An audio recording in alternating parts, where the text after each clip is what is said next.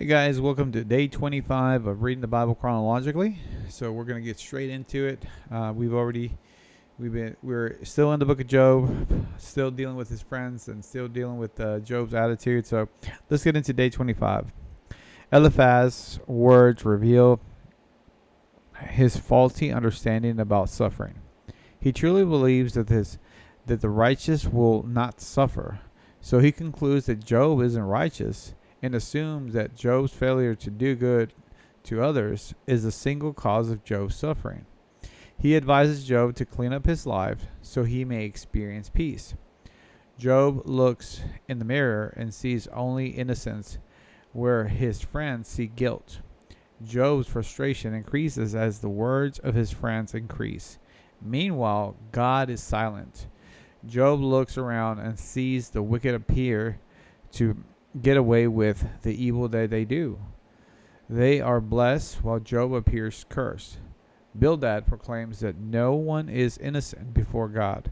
No one helped by conversations between Job and his three friends. Job speaks out in pain, and his friends speak out in tradition and experience.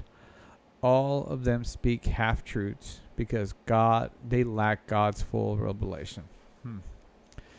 Experience and traditions are great, but the Lord's wisdom is supreme.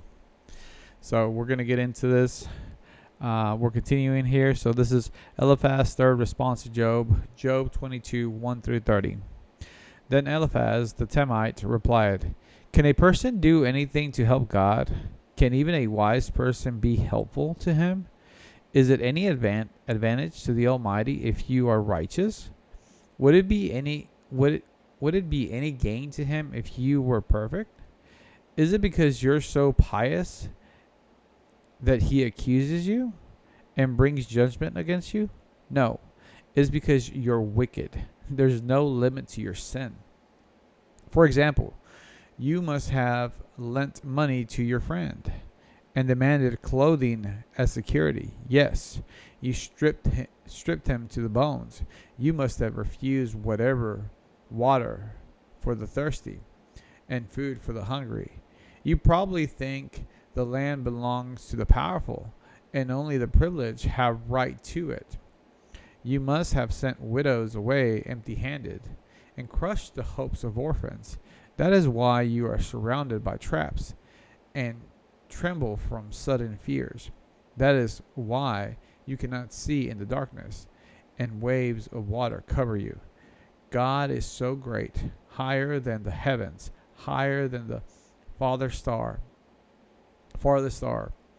But you reply, that's why God can't see what I am doing.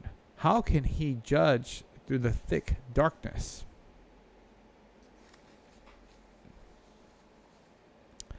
For thick clouds swirl about him, and he cannot see us. He is way up there walking on the vault of heaven, while you continue on the old paths where evil people have walked.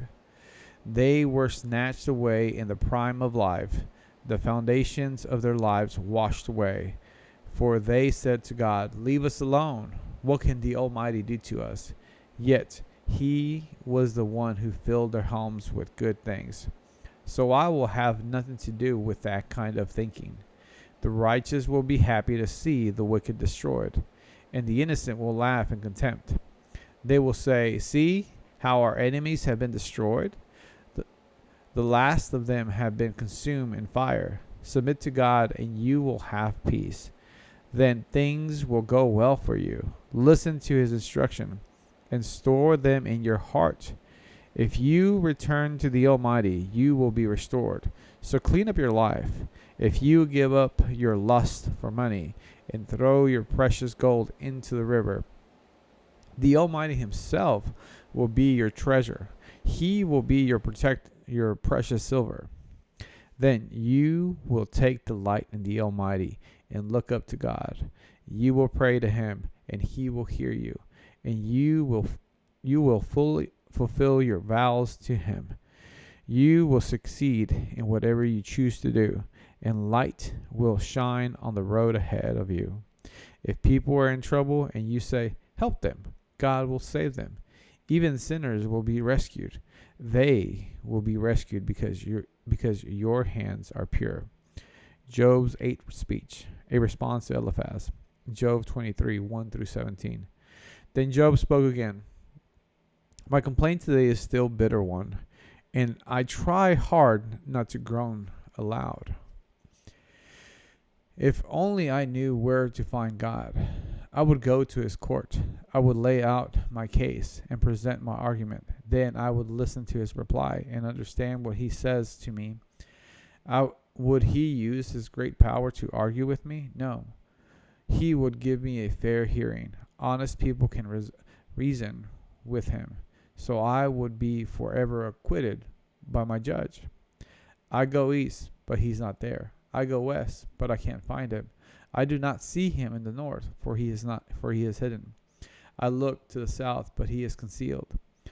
But he knows where I'm going, and where he tests me, I will come out as pure gold. For I have stayed on God's path. I have followed his ways and not turned aside. I have not departed from his commands, but have treated his words more than daily food. But once he has made his decision, who can change his mind? Whatever he wants to do, he does. So he will do to me whatever he plans. He controls my destiny. No wonder I am so terrified in his presence. When I think of it, terror grips me. God has made me sick at heart. The Almighty has terrified me. Darkness is all around me. Thick, impenetrable darkness is everywhere.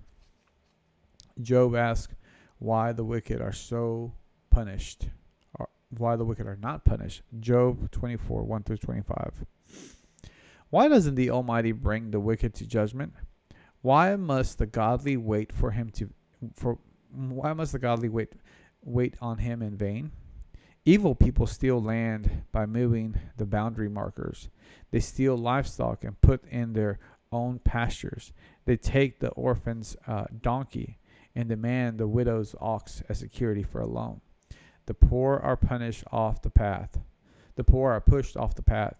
The needy must hide together for safety.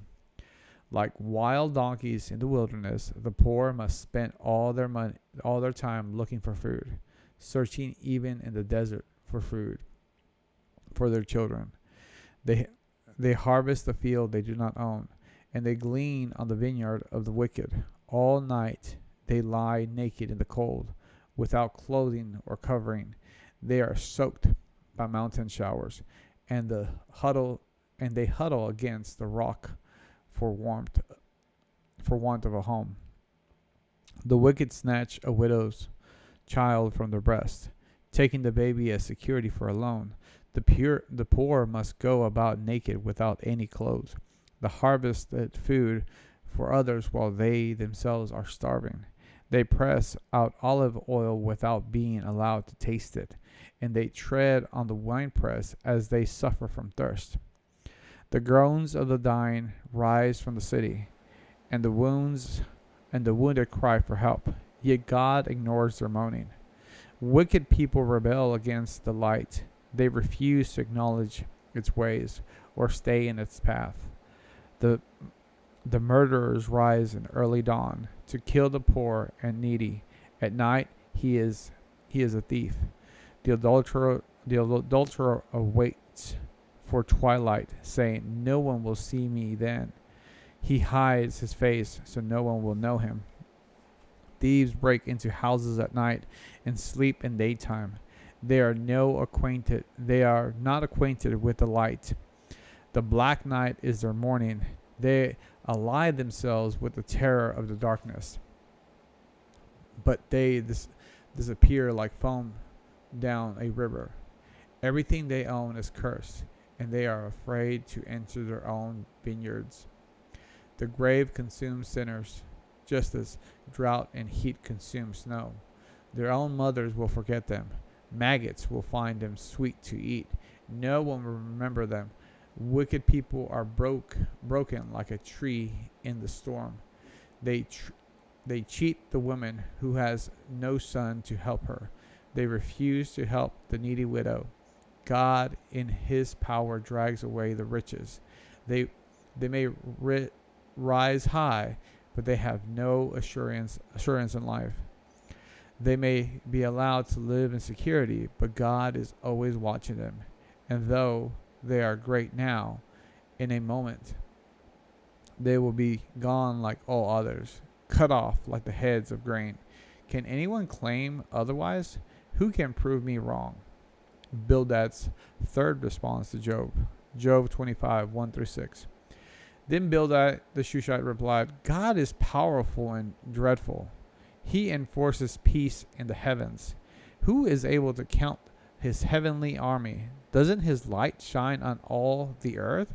How can the mortal be innocent before God? Can anyone born of woman be pure? God is more glorious than the moon. He shines brighter than the stars. In comparison, people are maggots. We mortals are more worms. Okay. So that does it for day 25. Man, these friends, this story is just, it's an interesting story and an interesting read as we go through it, and just hearing the perspective. I'm really enjoying hearing this perspective from the NLT.